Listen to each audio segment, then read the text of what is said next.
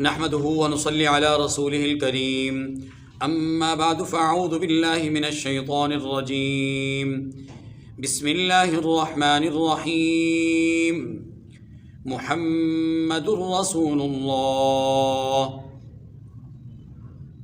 والذين معه أشداء على الكفار رحماء بينهم تراهم ركعا سجدا يبتغون فضلا من الله ورضوانا سيماهم في وجوههم من أثر السجود ذلك مثلهم في التوراة ومثلهم في الإنجيل كزرع أخرج شطأه فآزره فاستغلظ فاستوى على سوقه يعجب الزراع ليغيظ بهم الكفار وعد الله الذين آمنوا وعملوا الصالحات منهم مغفرة وأجرا عظيما صدق اللہ العظیم۔ سورۃ الفتح کی آخری آیت نمبر 29 آپ کے سامنے تلاوت ہوئی۔ اس سے پہلے گزشتہ درس میں آیت نمبر 28 کے حوالے سے غلبہ دین کے عنوان پر تفصیلی بات ہو چکی ہے۔ یہ آیت کریمہ محمد الرسول اللہ والذین معہ اشداء، یہ ایک دعویٰ ہے اور اس کی ایک دلیل ہے۔ دعویٰ ہے محمد اللہ کے رسول ہیں، یہ دعویٰ ہے۔ اس دعویٰ کی دلیل کے طور پر اللہ رب العزت نے جماعت صحابہ کی سیرت اور کردار کو بیان فرمایا ہے۔ یاد رکھیے، اسلام محض اصول و نظریات، علوم و افکار کا مجموعہ ہی نہیں، بلکہ وہ اپنے جلو میں ایک نظام عمل لے کر کے چلتا ہے۔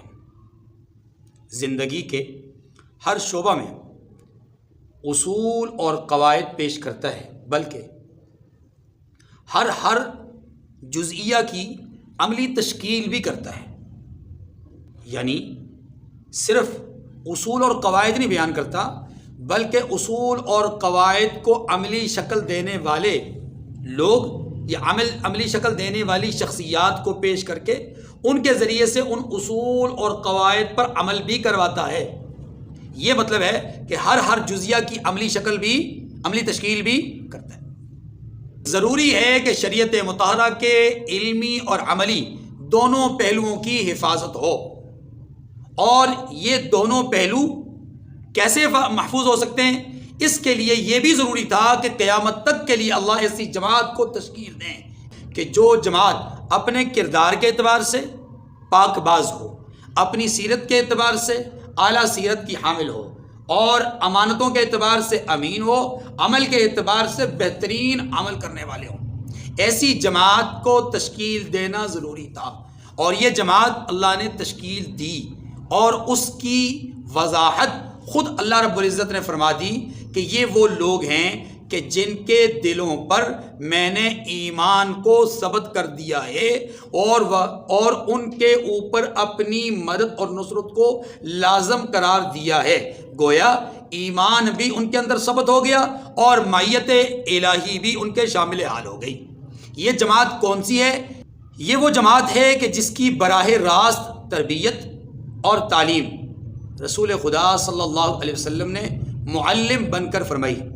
یہ وہ جماعت ہے جس کے تصفیہ اور تزکیہ کے لیے مزکی کائنات، فخر موجودات حضرت محمد صلی اللہ علیہ وسلم کو مبعوث فرمایا گیا۔ وَيُعَلِّمُهُمُ الْكِتَابَ وَالْحِكْمَةَ وَيُزَكِّيهِمْ۔ اللہ رب العزت نے جس جماعت کو قیامت تک کی انسانیت کے لیے بطور راہبر اور بطور رہنما منتخب فرمایا، وہ جماعت صحابہ اکرام کی جماعت ہے۔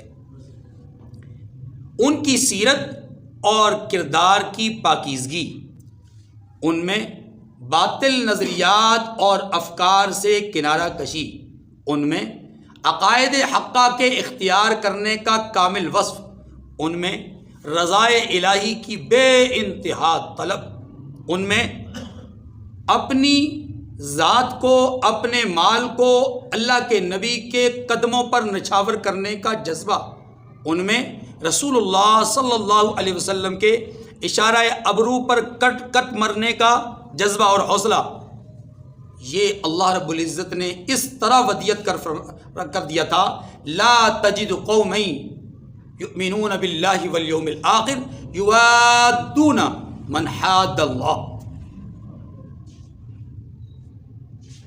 یہ وہ لوگ تھے جو اللہ کے رسول کی محبت میں، اللہ کے رسول کے عشق میں، اللہ کے رسول کے ساتھ الفت اور عقیدت کے جذبے سے سرشار ہونے میں اس قدر انتہاؤں کو چھوئے ہوئے تھے کہ اس کی خاطر اپنے آبا کو، اپنے رشتہ داروں کو، اپنے عزیزوں کو، اپنی بیویوں کو، اپنے بچوں کو تک چھوڑ دینے کے لیے نہ صرف تیار ہوئے بلکہ چھوڑ کر کے دکھایا. یہ وہ لوگ ہیں جن کے دلوں پر اللہ نے ایمان کو ثبت کر دیا. یہ وہ لوگ ہیں جن کو اللہ رب العزت نے کفر سے، فسق سے، نافرمانی سے دور کر دیا.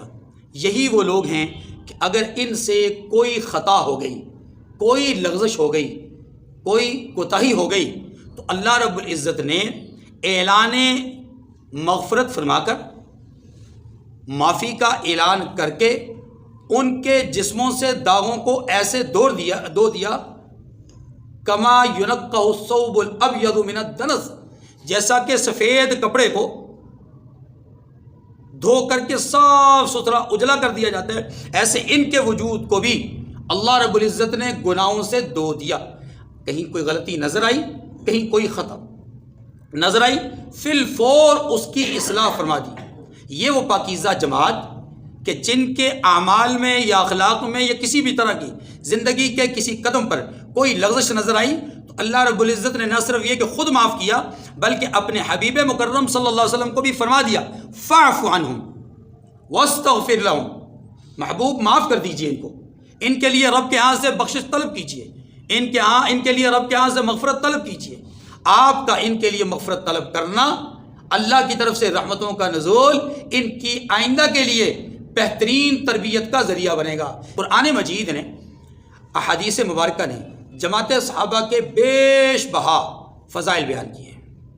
ایک نہیں، دو نہیں، تقریباً کم و بیش 1200 آیات ایسی ہیں کہ جن کا مصداق اولین درجے میں اصحاب رسول ہیں. 1200 آیات، اور حضور علیہ السلام کی بے شمار آیات، احادیث، حضور علیہ السلام کی بے شمار احادیث اس بات کی وضاحت کرتی ہیں کہ ان کی تربیت یافتہ جماعت، ان سے فیض پانے والے لوگ معمولی درجے کے لوگ نہیں ہیں. آقا صلی اللہ علیہ وسلم ان کے اکرام کی بات کرتے ہیں، ان کی عزت کی بات کرتے ہیں، ان کے احترام کی بات کرتے ہیں، ان پر تنقید سے روکتے ہیں، یہاں تک فرماتے ہیں کہ تم میں سے کوئی احد پہاڑ کے برابر سونا بھی خرچ کر دے تو وہ میری جماعت کے کسی فرد کی طرف سے کھجور کا ایک دانہ صدقہ کرنے کے برابر اجر و ثواب نہیں پا سکتا. وہاں تنقید سے روکا گیا، لا تسبوا اصحابی، میرے صحابہ کو برا مت کہنا، فإنہم خیارکم، اس لیے کہ میرے صحابہ تم میں سے چنیدہ لوگ ہیں.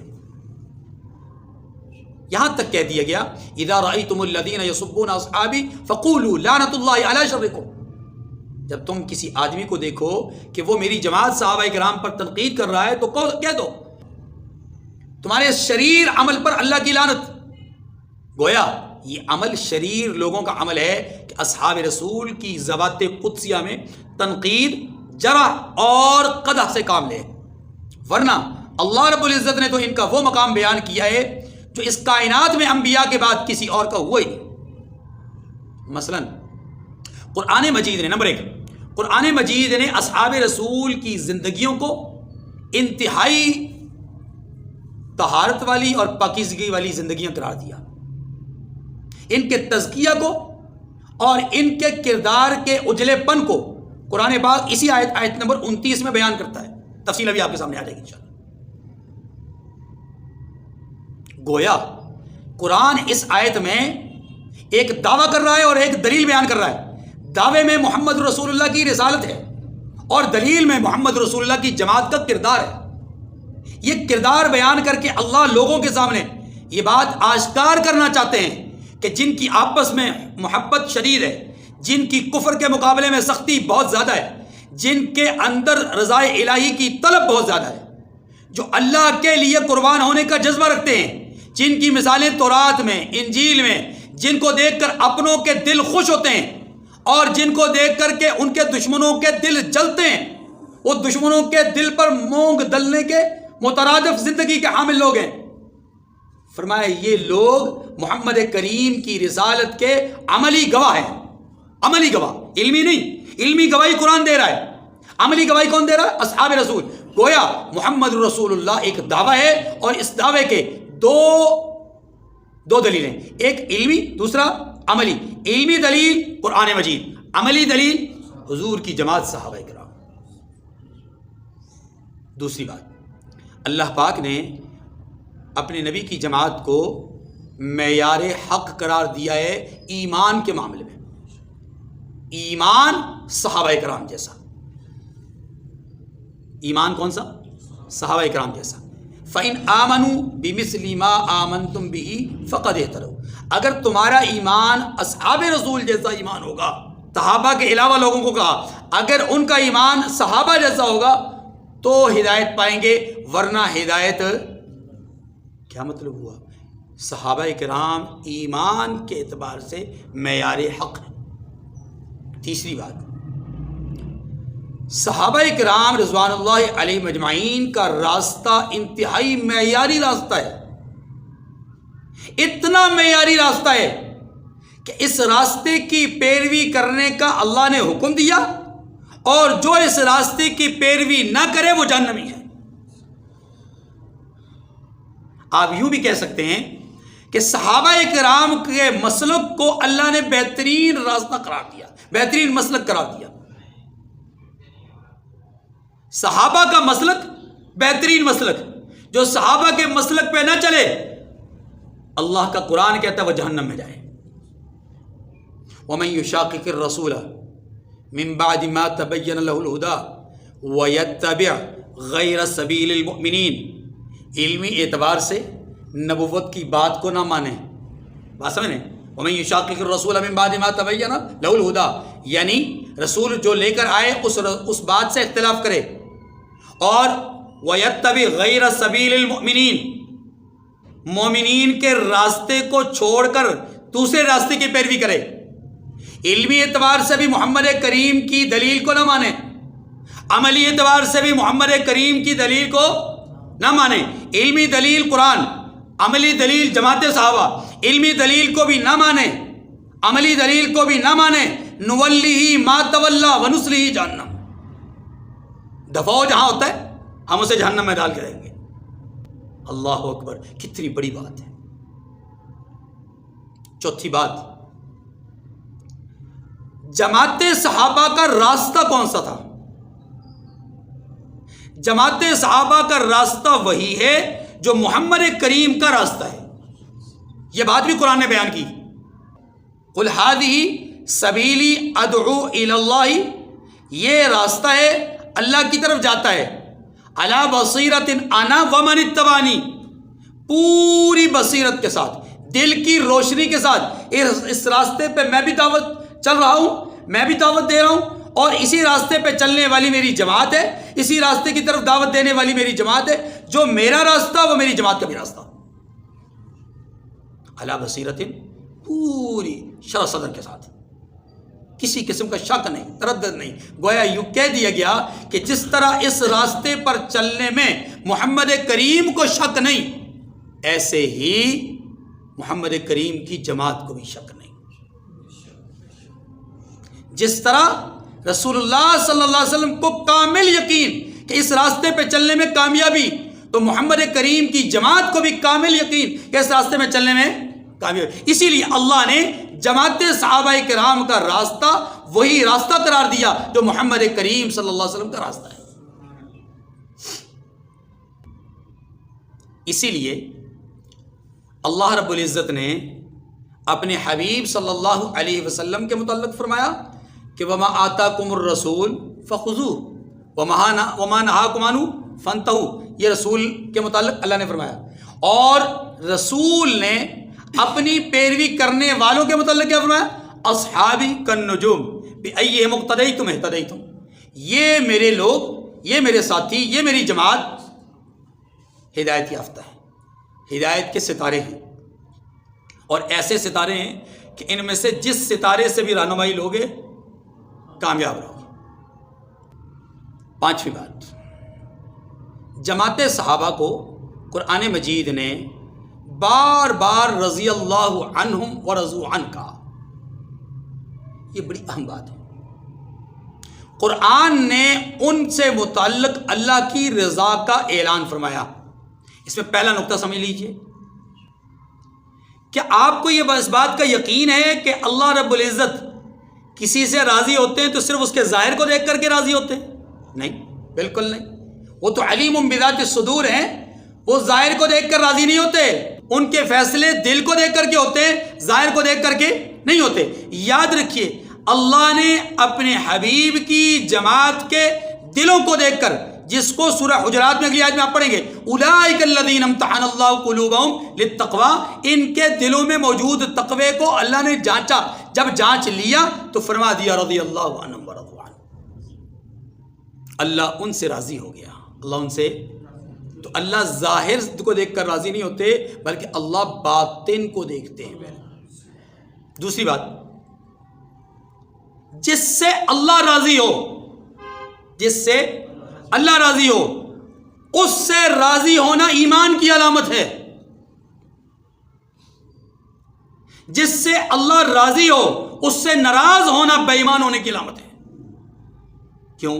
اس لیے کہ جس سے اللہ راضی، اگر کوئی اس سے ناراض ہو تو گویا اس کا اختلاف اس شخص سے نہیں، کس سے؟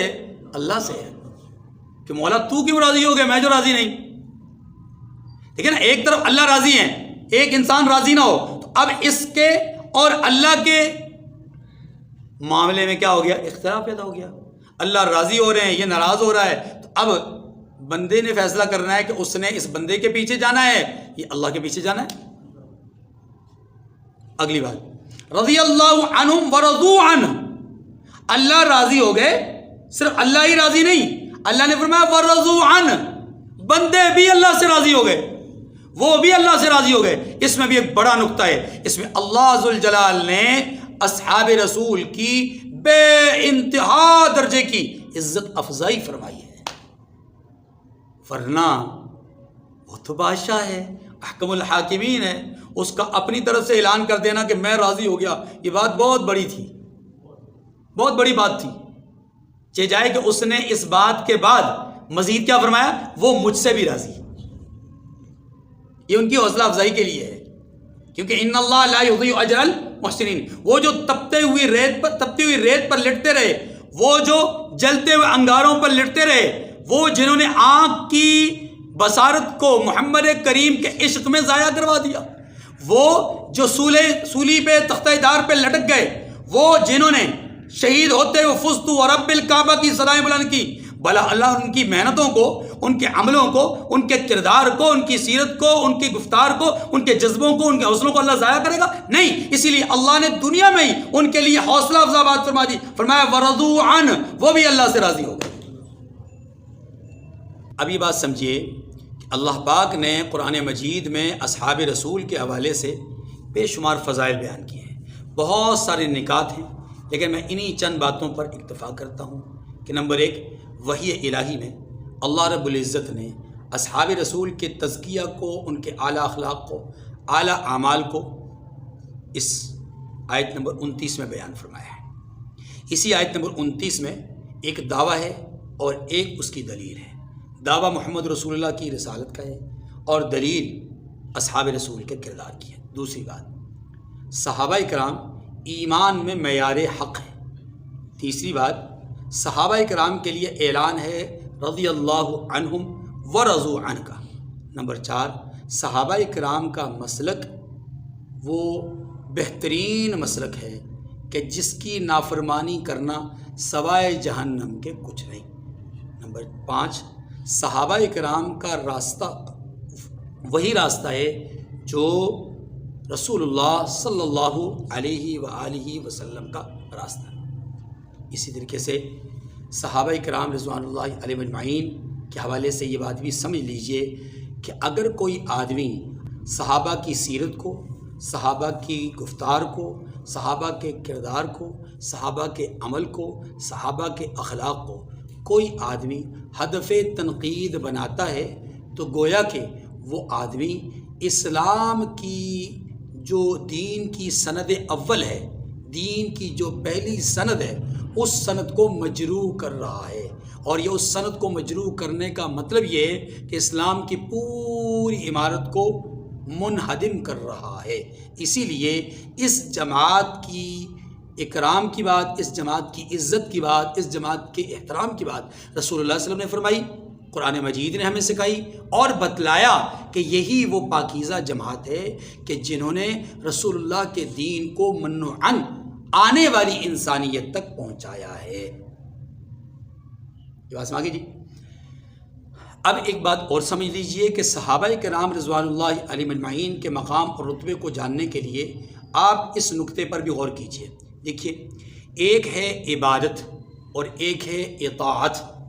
عبادت اللہ رب العزت کی کرنے کا حکم دیا گیا ہے اور اطاعت رسول اللہ صلی اللہ علیہ وسلم کی کرنے کا حکم دیا ہے۔ یہ بات سمجھ گئی؟ اب اگلی بات بھی سمجھ لیجئے، عبادت کے لیے بھی ایک قبلہ ہے، اطاعت کے لیے بھی ایک قبلہ ہے۔ عبادت کے لیے جو قبلہ منتخب کیا گیا اس کو ہم خانہ کعبہ کہتے ہیں۔ ہم اللہ کی عبادت کرتے ہیں کس طرف منہ کر کے؟ قبلہ کی طرف منہ کر کے، اور وہ قبلہ کون ہے؟ خانہ کعبہ ہے۔ اطاعت کے لیے بھی اللہ کے رسول نے ایک سمت مقرر کی ہے، قبلہ ایک سمت کو کہتے ہیں، ایک سمت اور ایک قبلہ متعین کیا ہے، اور اس قبلے کو صحابہ کرام کہا جاتا ہے۔ عبادت کا قبلہ خانہ کعبہ، اطاعت کا قبلہ اصحاب رسول۔ عبادت کے قبلے پر اعتراض کرنے والا بھی بے وقوف ہے۔ سیقول السفہاء من الناس ما ولاهم عن قبلتهم التي كانوا عليها۔ قبلہ کی تبدیلی جیسے ہی ہوگی ان قریب بے وقوف لوگ سوال کریں گے یہ قبلہ بدل کیوں گیا؟ گویا عبادت کے قبلے پر بھی اعتراض کرنے والے کون؟ بے وقوف۔ جو اطاعت کا قبلہ ہے صحابہ کرام، ان پر بھی اعتراض کرنے والے بے وقوف۔ وَإِذَا قِيلَ لَهُمْ آمِنُوا كَمَا آمَنَ النَّاسُ قَالُوا أَنُؤْمِنُ كَمَا آمَنَ السُّفَهَاءُ۔ اب یہاں دیکھیے کہ جو اطاعت کا قبلہ ہے صحابہ کرام، اس پر اعتراض کرنے والوں کو قرآن کیا کہہ رہا ہے؟ بے وقوف۔ وہ کہتے ہیں کہ ہم بے وقوفوں کی طرح ایمان لائیں۔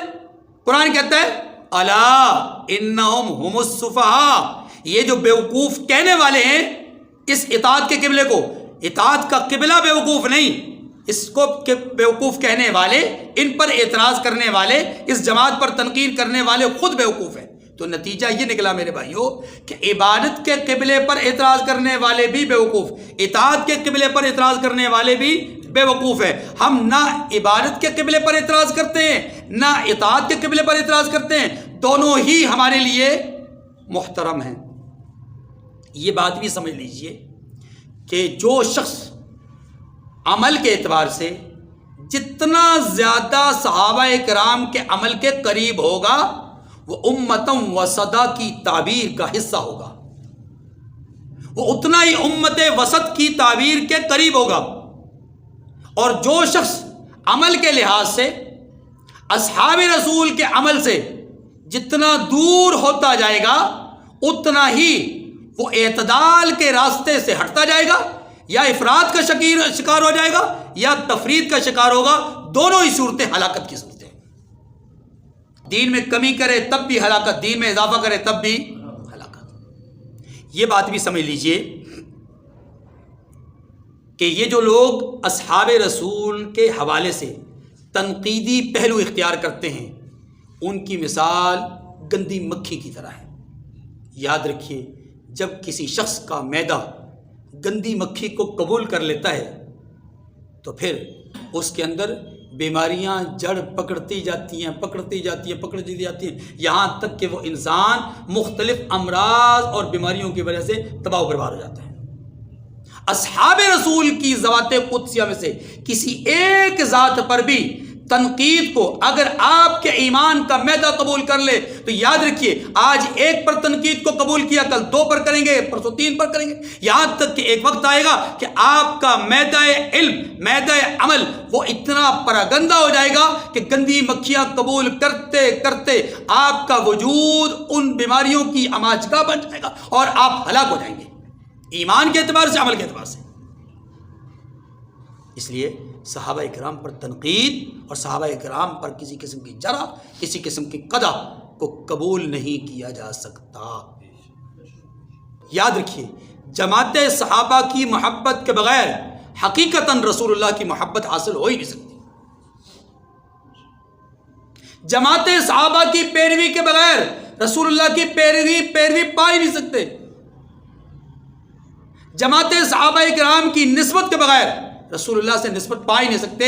کیوں؟ اس لیے کہ رسول اللہ کی صفات، رسول اللہ کے اوصاف، رسول اللہ کے کمالات، رسول اللہ کے فضائل، رسول اللہ کی سیرت، آپ کا کردار، آپ کی گفتار، آپ کا عمل، یاد رکھیے اس تک پہنچنے کے لیے آپ کو صحابی رسول سے ہو کر کے گزرنا پڑے گا۔ اگر آپ کے نزدیک صحابہ کرام ہی قابل اعتبار نہ رہے، قابل اعتماد نہ رہے تو رسول اللہ کی حیات کہاں سے قابل اعتماد رہے گی؟ کیونکہ اس کو بیان کرنے والے کون؟ صحابہ۔ ان اوصاف کو بیان کرنے والے کون؟ صحابہ۔ دین بیان کرنے والے کون؟ صحابہ۔ قرآن مجید بیان کرنے والے کون؟ صحابہ۔ تو گویا اسلام کی اساس اور بنیاد قرآن اور حدیث، ان دونوں کے راوی اصحاب رسول ہیں، اور اصحاب رسول کے بغیر اس اساس کو، اس بنیاد کو تسلیم کرنا ناممکن ہے۔ مزید بات انشاءاللہ اگلے درس میں۔ وآخر دعوانا ان الحمدللہ رب العالمین۔ اللہ